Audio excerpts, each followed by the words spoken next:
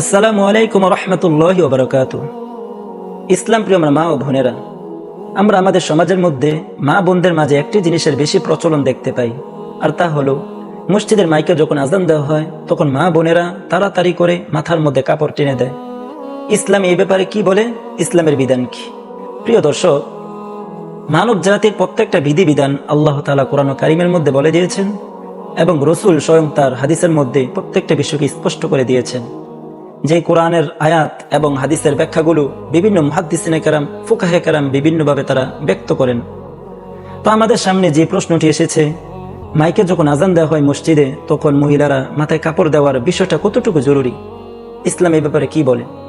তো আমাদের একটা জিনিস বুঝতে হবে যে মহিলাদের মাথায় কাপড় দেওয়ার জিনিসটা এটা আজানের সাথে সম্পৃক্ত কোনো বিষয় নয়, বরং প্রত্যেকটা মহিলার উচিত তারা যেন সর্বদা তাদের মাথায় কাপড় দিয়ে ঢেকে রাখে। এই ব্যাপারে কোরআন কারীমের মধ্যে আল্লাহ তাআলা সূরা আহজাবের 59 নম্বর আয়াতের মধ্যে বলেন, ইয়া আইয়ুহান নাবিয়্যু কুল লিআজওয়াজিকা ওয়া বানাতিকা ওয়া নিসাইল মুমিনিনা ইউদনিনা আলাইহিন্না মিন জালাবিবিহিন্না। আল্লাহ তাআলা তার নবীকে সম্বোধন করে বলেন, হে আমার নবী, আপনি আপনার স্ত্রীদেরকে এবং কন্যাদেরকে এবং মুমিন নারীদেরকে বলে দেন তারা যেন তাদের চাদরের কিছু একটা অংশ তাদের উপরে ঢেকে নেয়। এই আয়াতের ব্যাখ্যা বিভিন্ন মুহাদ্দিসিনে কেরাম বিভিন্নভাবে তাফসীর করেছেন, ব্যাখ্যা করেছেন। এই ব্যাপারে আল কাশশাফের মুসান্নাফ আল্লামা ইবনে জামুকশরী রহমতুল্লাহ আলাইহি তিনি এই আয়াতের ব্যাখ্যা এভাবে করেন যে আয়াতের দ্বারা উদ্দেশ্য হচ্ছে মহিলারা যেন তারা ভালো করে এটা ঢেকে নেয় তাদের চেহারা, যার মাধ্যমে চেহারাগুলো সুন্দর করে ঢেকে থাকে। এই আয়াতের ব্যাখ্যা আল কাবিরের মুসান্নাফ আল্লামা ইবনে রাজি রহমতুল্লাহ আলাইহি তিনি অনেক সুন্দরভাবে একটি ব্যাখ্যা করেছেন। তিনি বলেন এর দ্বারা উদ্দেশ্য হচ্ছে যেন প্রত্যেকটা লোক এই জিনিসটা বুঝতে পারে যে মেয়েটা, যে মহিলাটা তাদের চেহারাকে সে ঢেকে রেখেছে, তাহলে সেই মেয়েটা কখনো সে ব্যভিচারের কাজ করতে পারে না।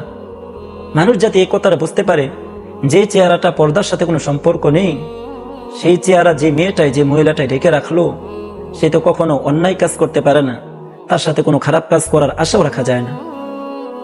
তো আমরা এই সমস্ত প্রত্যেকটা এই আয়াতের ব্যাখ্যা দ্বারা তাফসীরের মাধ্যমে এটাই বুঝতে পারলাম যে আসলে মসজিদের মাইকে যখন আজান দেওয়া হয় তখন আমাদের মহিলাদের মাথায় কাপড় দেওয়াটা জরুরি নয়, বরং এটা আজানের সাথে কোনো সম্পৃক্ত নয়, যেটা আমরা আমাদের এলাকার মধ্যে, সমাজের মধ্যে একটা কুসংস্কার বলে আমরা এটা চালিয়ে দিই। আমরা মনে করি শুধু আজানের সময় আমাদের মাথায় কাপড় দিতে হবে, অন্য সময় কাপড় দিতে হবে না। বিষয়টা এমন নয়।